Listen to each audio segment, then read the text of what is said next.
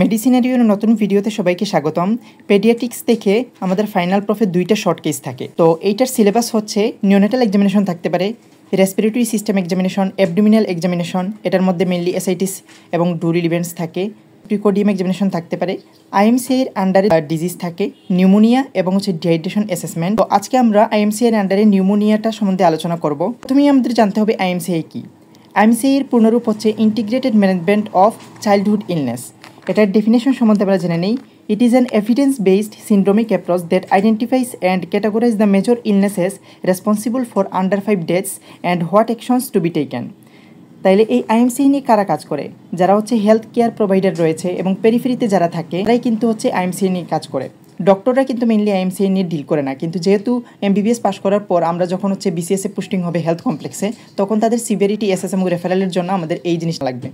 তো এই আইএমসিটা হচ্ছে কয়েকটা সিমটমকে বেস করে, মানে সিন্ড্রোমিক অ্যাপ্রোচ, মানে এখানে কয়েকটা সিমটমকে অ্যাসেস করে দেন হচ্ছে একটা ডিজিজকে ডায়াগনোসিস করবে না, জাস্ট আইডেন্টিফাই এবং ক্যাটাগরাইজ করে, মানে হচ্ছে সিভিয়ারিটি তার অ্যাসেস করে দেন এটার একটা প্রাইমারি ট্রিটমেন্ট দিয়ে সে জাস্ট হচ্ছে রেফার করবে। এবং আইএমসিআই কোন কোন ডিজিজ নিয়ে কাজ করে, যে ডিজিজগুলো আন্ডার 5 মর্টালিটির জন্য বেশি দায়ী সেগুলো নিয়ে, যেমন pneumonia, acute watery diarrhoea, protein energy malnutrition, drowning, measles, এগুলো নিয়ে কিন্তু আইএমসিআই কাজ করে। তো আমরা জেনে নিলাম আইএমসিআই কী এবং কারা হচ্ছে আইএমসিআই নিয়ে কাজ করে, কোন কোন ডিজিজ আইএমসিআইয়ের আন্ডারে হয় এবং কোন এজ গ্রুপে আমরা হচ্ছে আইএমসিআইটা কাজ করে, এটা সম্বন্ধে আমরা জেনে নিলাম। এর কয়েকটা টার্ম সম্বন্ধে জেনে নিতে হবে। প্রথমে হচ্ছে হাইপোক্সিয়া। এই হাইপোক্সিয়া হবে তখনই যদি হচ্ছে আমরা পালস অক্সিমেট্রি দিয়ে অক্সিজেন স্যাচুরেশন 90%-এর কম পাই। আরেকটা টার্ম হচ্ছে চেস্ট ইনড্রয়িং। চেস্ট ইনড্রয়িং এবং ইন্টারকোস্টাল ইনড্রয়িং এই দুইটা কিন্তু একই না। Lower rib cage is pulled inward. আমরা যখন হচ্ছে লোয়ার রিব কেজটা দেখবো যে এটা ইনওয়ার্ডলি পুলড হচ্ছে, মেনলি আমরা হচ্ছে চিলড্রেনের ক্ষেত্রে দেখতে পাই, সেক্ষেত্রে সেটাকে বলা হয়েছে chest indrawing. Fast breathing. Fast breathing মানে র্যাপিড রেসপিরেটরি রেট যেটা আমরা বলি, তো এটা হচ্ছে চিলড্রেনদের ক্ষেত্রে তাদের হচ্ছে বয়স অনুযায়ী একটু পার্থক্য রয়েছে। 0 থেকে 2 মান্থস এইজের একটা চিলড্রেনের তার হচ্ছে 60 or more যদি থাকে তাহলে সেটাকে ফাস্ট ব্রিথিং বলে। 2 to 12 মান্থসের ক্ষেত্রে সেটা 50 or more, এবং যদি হচ্ছে এটা 1 বছরের বেশি বয়স হয় তাহলে সেটার ক্ষেত্রে হবে হচ্ছে 40 or more। তাহলে এই টার্মগুলো আমাদের হচ্ছে নিউমোনিয়া অ্যাসেসমেন্টে লাগবে। এরপরে হচ্ছে আমরা শর্ট কেসে চলে যাই। প্রথমেই আমাদের বলা হবে যে assess the child with cough, difficult breathing according to IMCI. তখন আমাদের বলেই দিয়েছে যে তার রেসপিরেটরি ডিস্ট্রেস আছে, তার মানে হচ্ছে মাকে জিজ্ঞেস করা লাগবে না যে আপনার সন্তান কী সমস্যা নিয়ে আসছে, তার মানে এই কোয়েশ্চেনটা কিন্তু আমরা হচ্ছে স্কিপ করে যেতে পারি। তাহলে প্রথমেই আমাদের কী করতে হবে, রাইট সাইডে গিয়ে পেশেন্ট বা হচ্ছে মায়ের রাইট সাইডে গিয়ে হচ্ছে আমাদের দাঁড়াতে হবে। আর আইএমসিআই যেহেতু ন টাচ টেকনিক, সেহেতু আমরা হচ্ছে বাচ্চাকে কখনো হচ্ছে স্পর্শ করবো না। তবে হচ্ছে যদি আমরা পালস অক্সিমেট্রিতে আমরা অক্সিজেন স্যাচুরেশন মাপি তখন একটু স্পর্শ করা লাগতে পারে, কোনো সমস্যা নেই। তো সেক্ষেত্রে হচ্ছে আমরা প্রথমেই কি মায়ের ডান পাশে গিয়ে মাকে গ্রিটিংস, ইন্ট্রোডাকশন এবং পারমিশন নিয়ে নিব। শর্ট কেসের সময় যেহেতু আমাদের 5 মিনিট, প্রথম 3 মিনিটে প্রসিডিউর করতে হবে এবং শেষের 2 মিনিট প্রসিকিউশন, সেক্ষেত্রে আমাদের প্রসিডিউরগুলো 3 মিনিটের মধ্যেই শেষ করতে হবে। সেই জন্য আমাদের এই স্টেপগুলো কোনটার পর কোনটা হবে সে সম্বন্ধে ভালো ধারণা থাকতে হবে। তো আমরা 5 ভাগে ভাগ করছি। এই প্রথম ভাগে হচ্ছে আমরা কোয়েশ্চেনগুলো করে নিব, মাকে 5টা কোয়েশ্চেন করব। এরপরে আমাদের হচ্ছে লুকের মধ্যে 2টা করব, চেস্ট ইনড্রয়িংটা আমরা দেখে নিব এবং হচ্ছে স্টাইডরটা গলার কাছে গিয়ে আমরা শুনে নিব।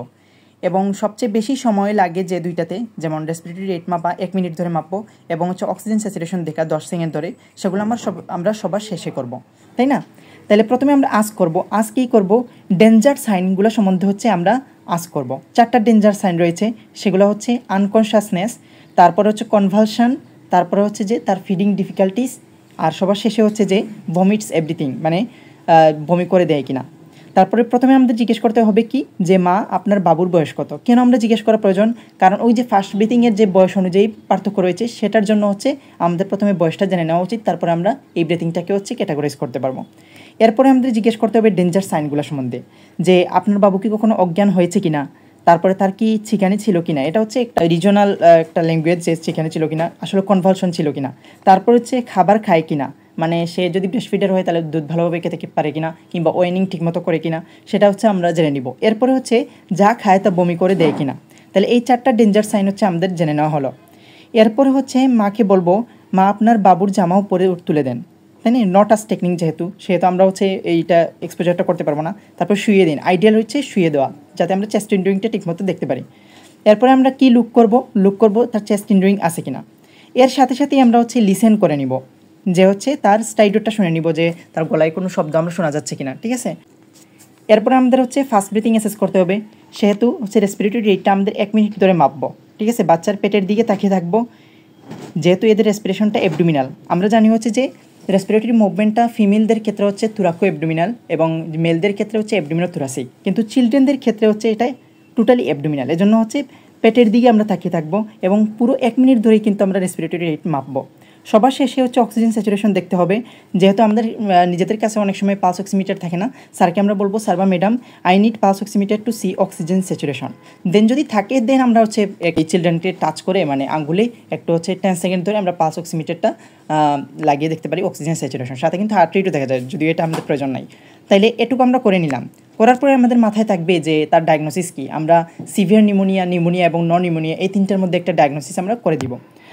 তো এরপরে আমরা স্যারকে ডায়াগনোসিসটা বললাম, তারপর স্যার আমাদের প্রশ্ন করবেন যে তাহলে তোমার ট্রিটমেন্ট অ্যাপ্রোচ কী হবে, প্রাইমারি ট্রিটমেন্ট কী দিবা।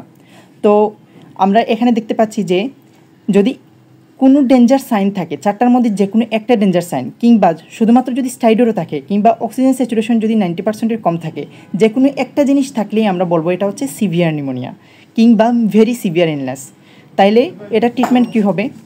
প্রথমে আমাদের কী করতে হবে, give first dose of intermuscular gentamicin oral amoxicillin দিয়ে তাকে কী করবো, রেফার করে দিবে।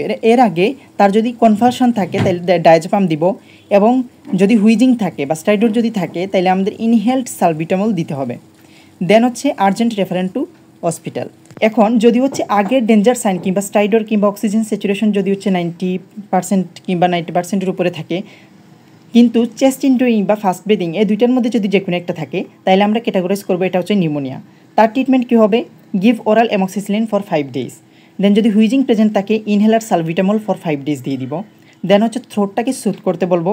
কীভাবে এটা করা যায়, আধা পানি, চা বা কুসুম গরম পানি খাইয়ে দিলে সেটা হচ্ছে থ্রোটটা সুথ হবে।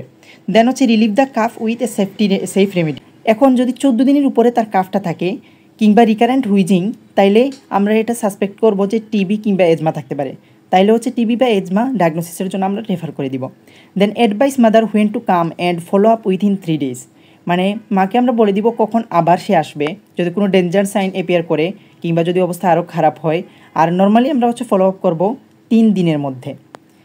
এরপরে আমরা যদি দেখি কোনো সাইনই আমরা পেলাম না, ডেঞ্জার সাইন কিংবা স্টাইডর কিংবা হচ্ছে অক্সিজেন স্যাচুরেশন 90%-এর কম, চেস্ট ইনডোয়িং বা ফাস্ট ব্রিদিং কোনোটাই পেলাম না, তাইলে আমরা ডায়াগনোসিস করবো এটা নন নিউমোনিয়া, এবং তার ক্ষেত্রে কোনো ড্রাগ দেওয়া লাগবে না। হুইজিং থাকলে তাকে সুথিং করতে বলবো।